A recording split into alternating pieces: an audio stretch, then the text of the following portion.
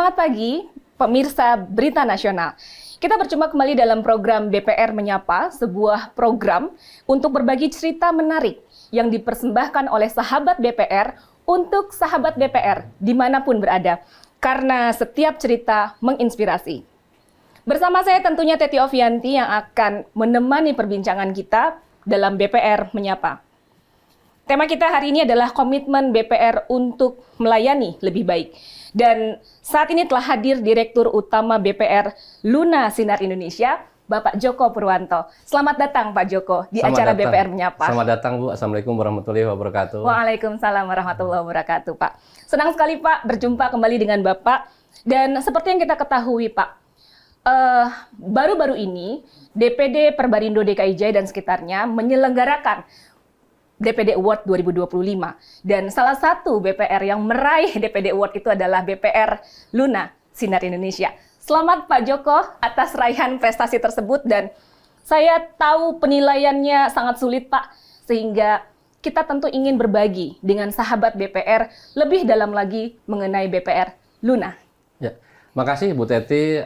Sebelumnya saya mengucapkan terima kasih besar kepada DPD Perbarindo DKI. Ya, dan DPD Perbarindo Indonesia, bahwa penghargaan ini tentu sangat bermakna buat kami dan tim, terutama Bang Luna. Saya melihat BPR di Jakarta maupun di kota besar di Indonesia ini semuanya bagus.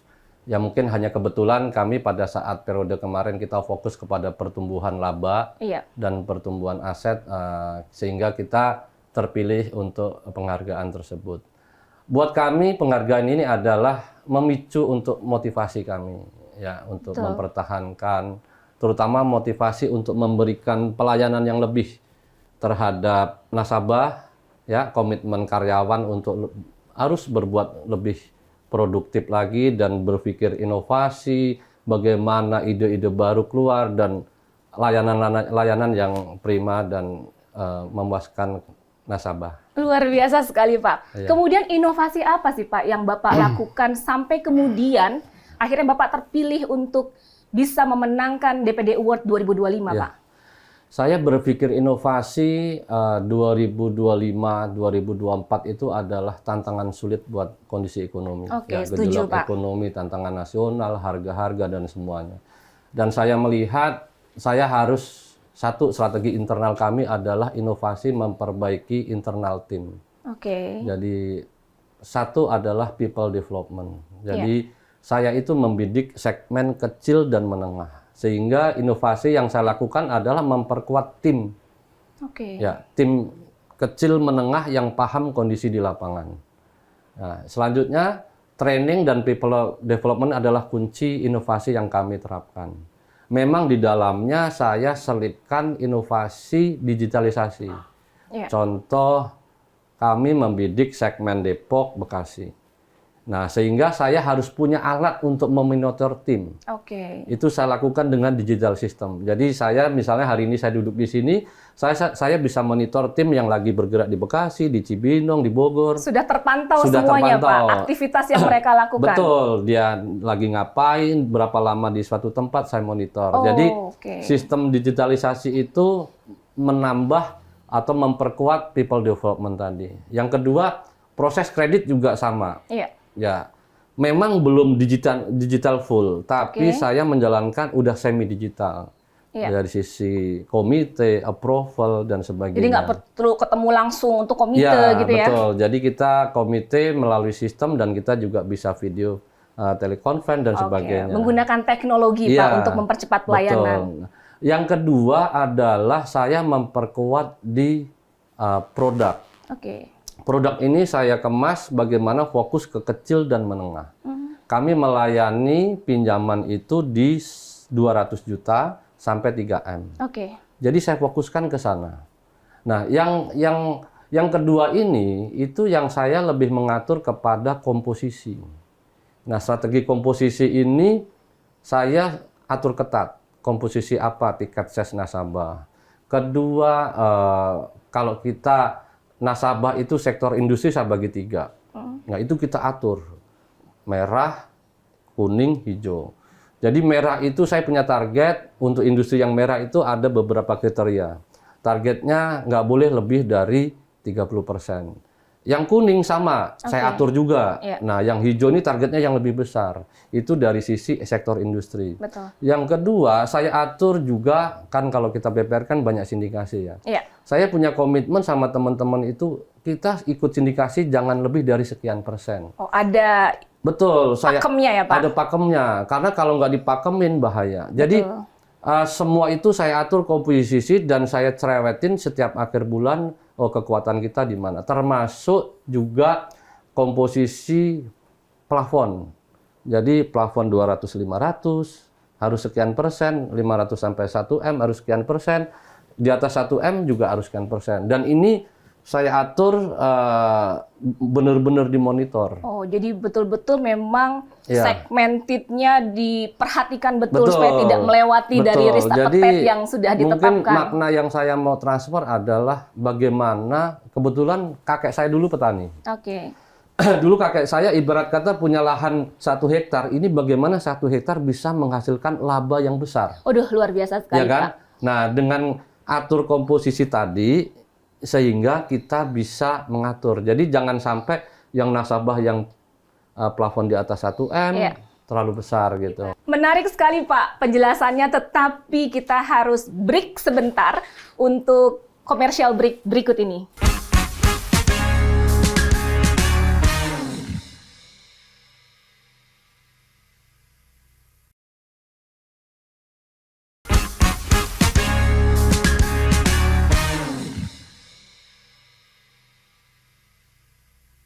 Kembali lagi di acara BPR Menyapa, saya dengan Teti Ovianti.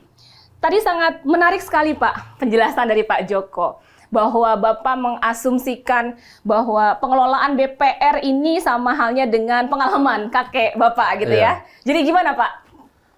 Ilustrasinya kita ini BPR itu pertumbuhannya terbatas. Jadi saya ilustrasikan, saya ingat pesan kakek saya tadi.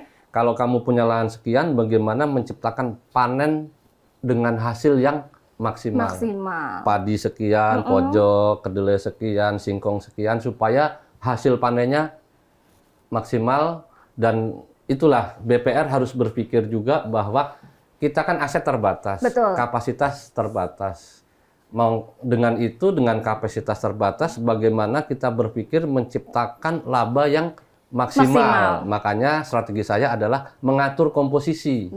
Strategi mengatur komposisi tiket ses, plafon, people, itu harus kita atur. Diatur dengan baik ya Pak. Betul. Nah, dengan segmentasi yang berbeda-beda, kemudian people yang berbeda-beda, bagaimana Bapak bisa memastikan bahwa kualitas pelayanan yang diberikan itu sama terhadap semua nasabah Pak? Nah, ini saya juga selalu ingat pesan kakek saya juga. Kalau di dalam suatu lahan itu ada hama. Ya, yang berbahaya adalah hama yang dari internal. Makanya kunci saya menjaga people development itu adalah bagaimana punya prinsip anti fraud. Ya, anti fraud dari mulai rekrutmen, bibit bebet bobotnya karyawan kita harus cari tahu. Sampai ke sana ya, sampai Pak? ke sana, sumbernya dari mana dan sebagainya. Ketika ada nasabah juga sama. Nah, supaya kualitas layanan ini benar-benar maksimal. Kalau dari sisi kredit, kalau dari sisi pelayanan pendanaan dan sebagainya, saya selalu berjuang dan membangun paradigma ke tim bahwa laporan keuangan yang bagus itu akan menambah trust buat nasabah. Sehingga laporan keuangan itu harus kita komunikasikan sehingga nasabah lebih trust. Nah, tinggal yang ketiga adalah bagaimana membangun layanan nasabah secara teknikal. Ya, sapa, senyum, terima kasih, itu teknikal. Itu standarnya memang sudah dibuat ya Pak? Iya, tapi yang saya tekankan adalah bagaimana membangun internal tadi, termasuk supaya tidak ada hama, supaya panennya banyak, supaya si pohon ini atau pondasi ini semakin kuat. Nah, people harus dikuatin supaya layanan tetap seragam dan mungkin masyarakat menilai juga positif. Oke, gitu. Berarti kualitas sumber daya manusia yang terus akan menjadi concern BPR. Nah, mungkin itu bisa melebihi 80% dari semua ini di sumber daya. Di sumber daya manusia ya Pak ya. Oke Pak, menarik sekali Pak. Kemudian setelah meraih penghargaan, ada nggak sih langkah-langkah yang dilakukan BPR Luna untuk terus meningkatkan prestasinya, Pak? Ya, tentu penghargaan ini ibaratkan suatu rezeki itu adalah ujian.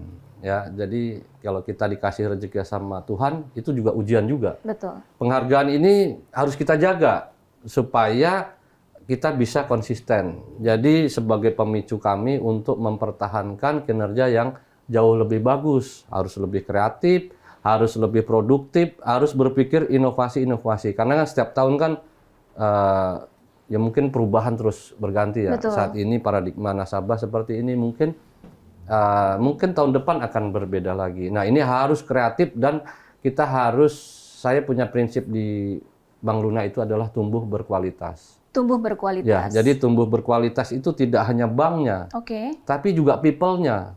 Jadi people itu baik dari lini bawah sampai atas harus punya prinsip tumbuh berkualitas terhadap diri sendiri, produktivitas maupun untuk perusahaan. Wah, luar biasa, Pak. Kita memang selalu kendala kita itu di sumber daya manusia ya, Pak. Jadi kalau kita concern di sana ya pasti akan menghasilkan hasil yang optimal gitu ya. Betul. Jadi kalau saya mau tanya lagi, Pak, di semua lini ya, semuanya paham mengenai bagaimana caranya meningkatkan pelayanan. Apa tuh konkretnya yang Bapak lakukan terhadap SDM Bapak supaya SDM Bapak paham betul bahwa pelayanan itu merupakan salah satu kunci utama? Satu yang saya lakukan adalah proses monitoring yang kuat. Jadi kalau Ibu nanya secara detail, saya itu sering jalan sama tim. Hampir tiap hari tim saya itu jalan sama saya. Dari situ saya bisa memahami karakter dari masing-masing karyawan. Nah, dari situ saya harus, karena tahu karakternya, ya saya harus tahu, oh si A harus diperbaikin sisi sini, harus diperbaikin sisi sini. Ibarat kata nih, saya punya karyawan nggak bisa senyum, bagaimana? Oh ini kelemahannya di situ. Contoh kecilnya seperti sampai itu. Segitunya sampai ya, segitu. Pak? Jadi Bapak mengurusi aktivitas itu. saya itu setiap hari jalan sama tim. Karena leader buat saya bukanlah bos, tapi adalah pelayan. Dan tim Bapak rata-rata juga masih muda-muda kalau saya lihat ya? Saya sendiri mungkin yang paling tua ya, mungkin generasi ya masih muda-muda. Sehingga karakternya secara keseluruhan sudah terbaca. Hanya bagaimana menjaga kualitas itu adalah kita mengetahui dan merubah tim itu supaya mengikuti cara kerja kita. Gitu, Bu. Luar biasa. Sangat menarik sekali, Pak. Sangat menarik sekali apa yang Bapak sampaikan, tetapi kita harus jeda iklan terlebih dahulu. Nanti kita kembali lagi setelah pesan-pesan berikut ini.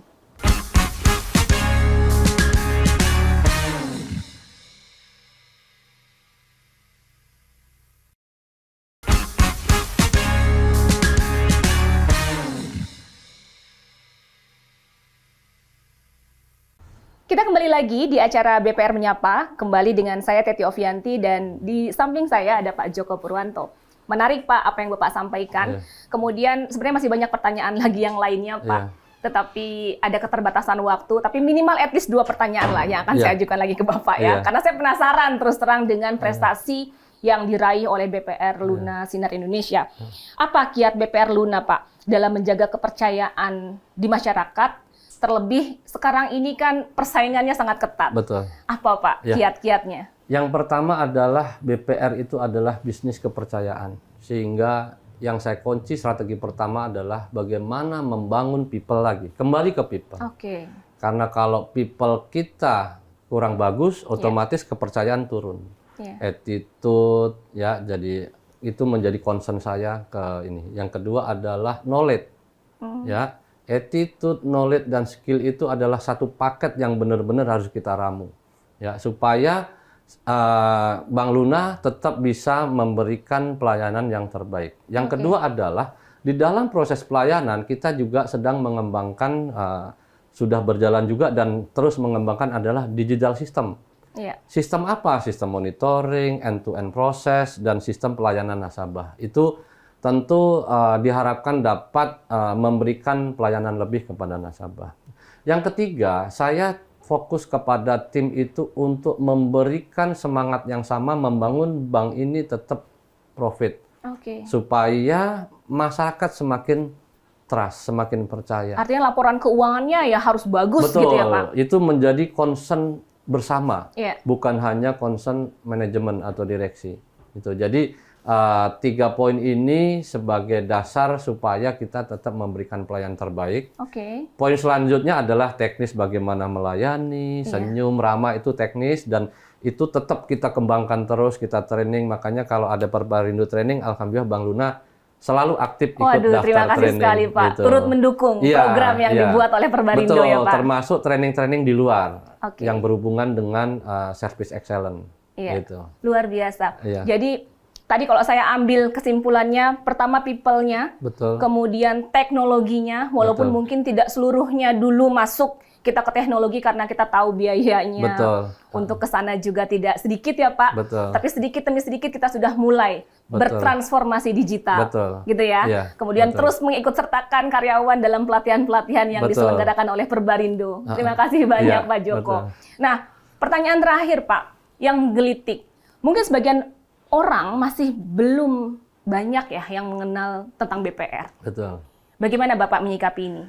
Perlu diketahui adalah BPR itu produk asli Indonesia. BPR itu lahir tahun 1895, jadi cukup lama. Sudah lama sekali ya Pak? Kurang lebih 130 tahun yang lalu. Dan BPR modern itu lahir kurang lebih 1988. Dan OJK sangat concern dalam mengawasi BPR. Satu sisi juga LPS terus memberikan layanan penjaminan simpanan nasabah, sehingga buat masyarakat Indonesia yang belum mengenal BPR, perlu dicatat bahwa produk asli Indonesia dan people BPR adalah, mungkin kalau kita lihat di Indonesia ini 100% adalah putra-putri terbaik di Indonesia. Milik anak negeri, Pak. Milik anak negeri. Terus juga intermediasi keuangan BPR itu langsung nyata. Span of control pendek, mediasi keuangannya juga pendek, langsung mengena kepada segmen-segmen yang dituju oleh masyarakat. Misalnya kita lihat ada BPR yang di daerah kabupaten. Rata-rata penerima manfaatnya juga para petani, nelayan, terus para pengrajin dan sebagainya. Sehingga memang benar-benar untuk menggerakkan ekonomi Indonesia dari level kecamatan, desa, kecamatan sampai kota besar.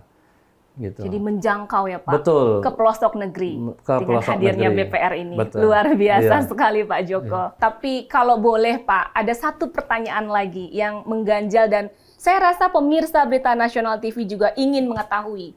Apa sih harapan BPR Luna Sinar Indonesia untuk tahun 2026 Pak? Terima kasih Bu Teti. Jadi BPR Luna atau Bank Luna ini 2026 kita akan tetap pada prinsip tumbuh berkualitas. Dalam waktu dekat di awal 2026 kita pengen buka cabang di Bekasi, karena kita tim di Bekasi, karena segmen kita ini Jabodetabek. Kita melayani nasabah kecil, menengah Jabodetabek, sehingga harapan kami bisa melayani nasabah Jabodetabek lebih dekat dan lebih bisa menjadi sahabat nasabah. Gitu itu. Untuk harapan ke depan, semoga ekonomi Indonesia semakin tumbuh, Pak. semakin produktif, kita BPR juga semakin tumbuh berkualitas, ekonomi makin maju, industri berkembang, banyak usaha baru, sehingga layanan BPR tentu sangat dibutuhkan untuk masyarakat. Untuk memutar perekonomian ya Pak, roda perekonomian ya Pak. Betul. Selain buka cabang, kita juga akan memperkuat sistem digital. Sistem digital itu untuk proses pelayanan, proses monitoring, end-to-end proses. Karena saya pikir kita harus tetap digital, walaupun mulai bertahap. Kami sadar bahwa Bank BPR kan untuk menuju digital system juga butuh waktu, sehingga Bank Luna di 2026 ini akan memperkuat di digital system. Jadi memperkuat people, pembukaan cabang plus digital. Jadi udah lengkap tuh ya Pak. Orangnya dulu, kemudian terus cabangnya disiapkan, baru di sistemnya juga. Sistemnya diperkuat. Sehingga bisa lebih mudah akses masyarakat menjangkau. Melayani masyarakat yang terbaik. Jadi digitalisasi ya Pak. Betul. Apa bentuknya Pak? Konkretnya digitalisasi yang akan dilakukan oleh BPR Luna. Oke, baik. Terima kasih Bu Teti. Jadi digital system yang kami kembangkan adalah memperkuat. Yang sekarang sudah ada adalah digital system untuk proses monitoring. Semua pekerjaan termasuk people. Kembali ke people, karena people kita monitoring. Nah, digital selanjutnya adalah bagaimana kita proses pelayanan. Ya, kita arahnya mungkin ke arah aplikasi, dan itu perlu pengembangan.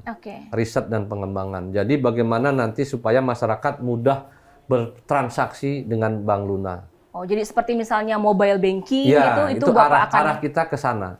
Memang butuh proses menuju ke sana, namun minimum kita sudah tahun kemarin kita sudah melakukan digital internal system dulu. Supaya kita menuju sana, ya Ibu tahulah untuk digital kan butuh biaya yang besar, sehingga Pak. perlu step by step untuk menuju arah sana. Iya, tetapi memang ada action atau program yang sudah ditetapkan oleh BPR Luna ya Pak, terkait dengan pengembangan digitalisasi. Jadi biar teman-teman tuh nggak kaget, makanya kita buat step by step. Step by step. Masih combine antara proses yang manual dengan digital gitu ya Pak ya? Saat ini seperti itu, cuman arahnya kita arah ke digital system. Luar biasa sekali Pak. Saya masih ingin Pak berbincang-bincang dengan Bapak. Sangat menarik, sangat inspiratif. Saya yakin sahabat BPR di Berita Nasional TV juga sama menariknya Pak. Dan ingin mengundang Bapak kembali tentunya di podcast BPR Menyapa. Tetapi karena keterbatasan waktu, acara ini harus kita akhiri. Terima kasih pemirsa Berita Nasional TV. Sangat menginspirasi sekali, tapi harus kita akhiri. Sehingga sampai berjumpa kembali, jangan lupa saksikan BPR Menyapa di Berita Nasional TV. Tetap semangat dan maju terus BPR Indonesia. Sampai jumpa. Sampai jumpa.